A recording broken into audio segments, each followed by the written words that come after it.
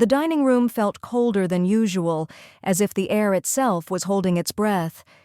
Sophie sat straight at the long mahogany table, her hands folded neatly on her lap. The clock on the far wall ticked with the rhythm of a courtroom, each second slicing through the silence. Amanda leaned forward, her manicured fingers sliding glossy photographs one by one across the polished surface. The images gleamed under the chandelier's white light. Each one showed Sophie in a different restaurant, sitting with men, smiling faintly, her hand brushing an arm or a sleeve. Eleanor, her mother-in-law, drew in a sharp breath that sounded too rehearsed. She whispered words about disappointment and betrayal, words she must have practiced in front of a mirror. Across from Sophie, David kept his eyes on the table, his jaw tight, pretending not to be part of this little performance.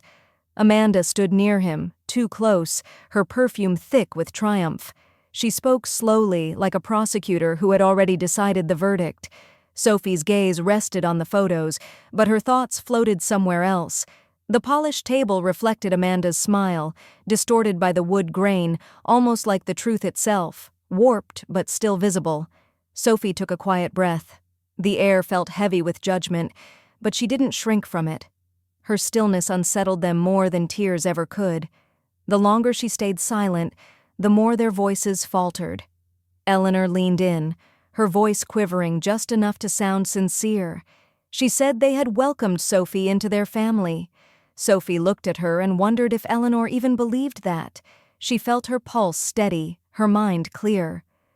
This wasn't a dinner. It was a trial dressed as concern.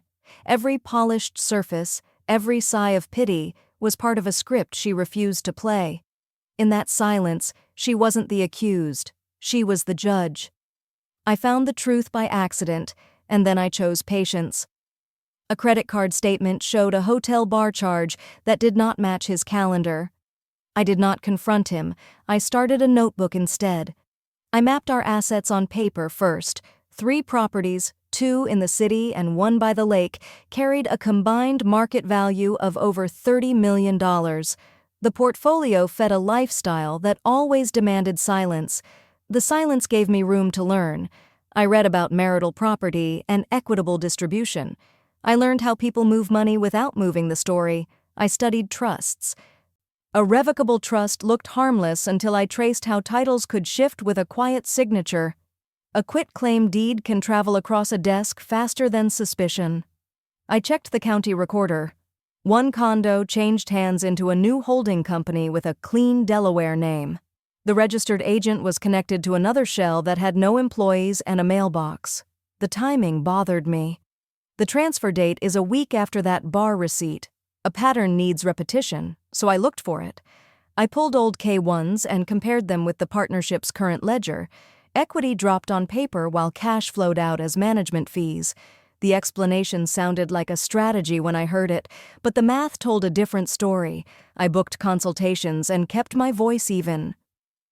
The first attorney charged $750 an hour and spoke about asset tracing as if it were carpentry. He handed me a list of records to request without raising alarms. The second attorney specialized in hidden transfers. He walked me through how shell companies bury value through loans that never need to be repaid. He said that timing and intent matter more than drama. I hired a forensic accountant for a narrow review.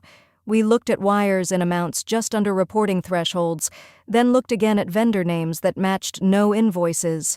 We flagged $240,000 that moved to a brand new subsidiary with no contracts. I learned the language of dilution, issue new units, reprice the old ones, make a spouse look like a smaller partner through paper and patience. The lake house made the picture clear. An appraisal appeared for refinancing that I never saw. The appraisal number came in low, then a family entity bought it at a friendly price. The equity did not vanish, it just changed its last name. I kept my routine steady. I cooked dinner. I asked about the day. I took screenshots after the dishes were clean. Calm makes doors open that anger slams shut. I practiced questions in the mirror, not accusations. Questions. People confess to certainty. Papers confess to curiosity. When arrogance walked into the room, I took notes. I watched how he dismissed deadlines and praised his own cleverness. Pride is a breadcrumb when money goes missing. I built a timeline on a single page: date of the bar receipt, date of the first transfer, date of the Delaware filing, date of the refinance.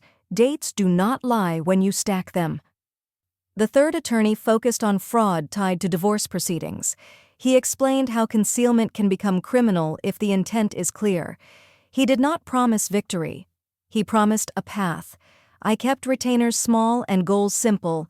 Understand first, move second. A rushed step costs more than a slow hour. I called the title office and asked dull questions. Clerks help when you sound patient and precise. Each answer gave me a new place to look. I ordered bank statements and scanned them alone at night. I learned to see patterns the way a pilot reads instruments. No guesswork, just numbers laid over time. I scheduled one last meeting and sat with my hands still. I asked about a new company with a familiar manager. He said it was routine, like moving shirts to a new closet. I wrote that down. By the end of the third month, the map in my notebook looked complete.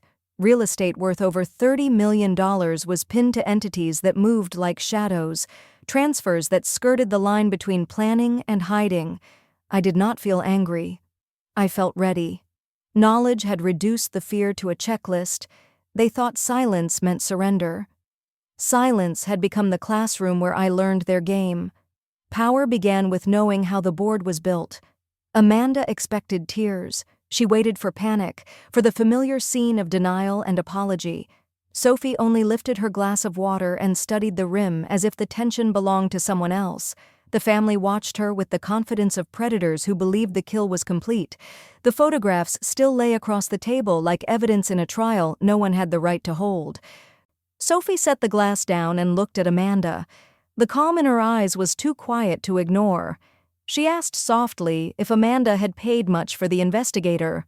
The question floated in the air, polite and lethal. Amanda hesitated, then said the truth costs money. Sophie nodded, glancing at the pictures. She said the lighting was flattering and that the man behind the camera had an eye for detail.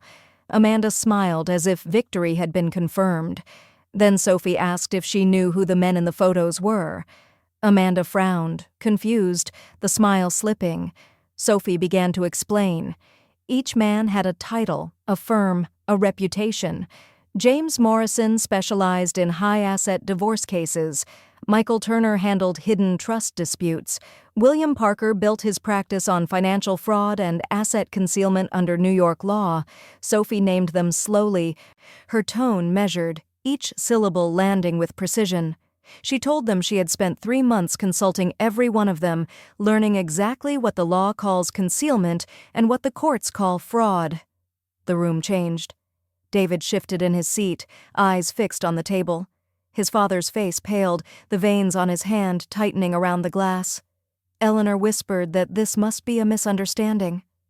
Sophie turned toward her, still gentle, and said, "Misunderstanding happens when people assume silence means ignorance." Amanda opened her mouth, but nothing followed. Her certainty began to crumble.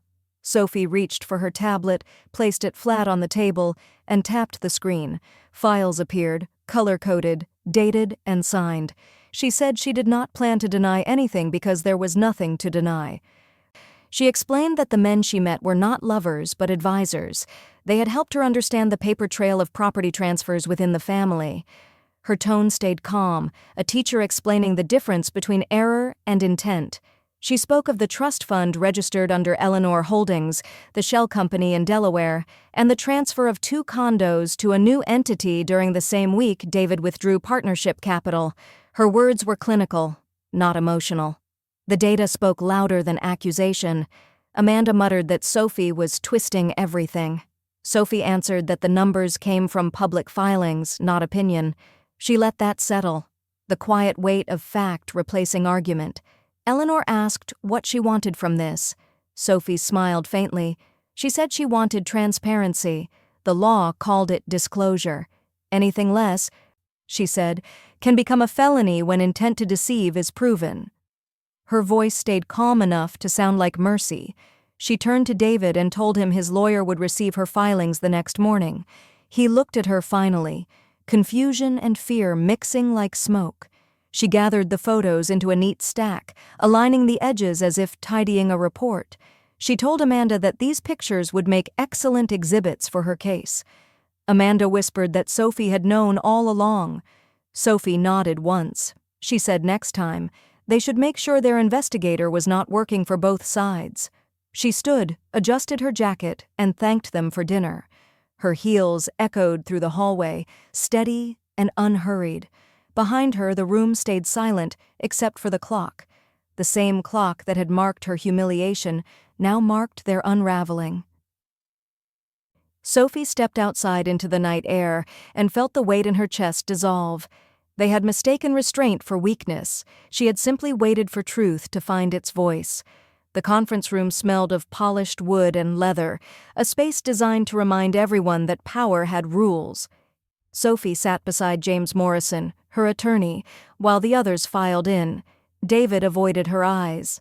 His parents followed, moving like people entering a place they never expected to see from this side of the table. Amanda came last, clutching her bag, her confidence already fading. The room fell quiet as the door closed and the blinds shut out the noise of the city. James opened a folder and began to speak. His voice carried the calm precision of someone who had done this many times.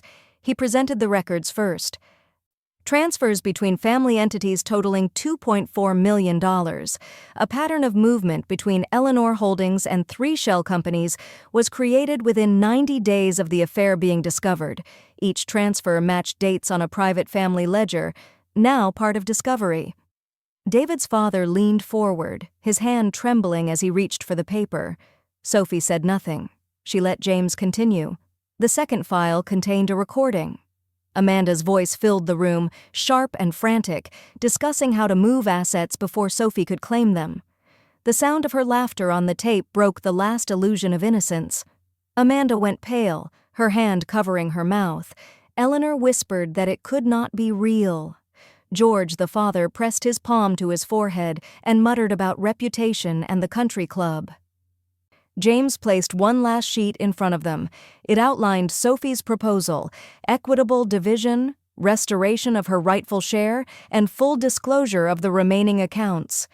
The tone of the document was firm, but not vindictive. Sophie's conditions were exact, leaving no room for argument or pity. David's lawyer whispered in his ear, reminding him that continued resistance could trigger a fraud investigation under state law. George finally spoke, his voice low and cracked. He said they should sign. Eleanor protested that it would destroy the family. Sophie met her eyes and said the family had done that themselves.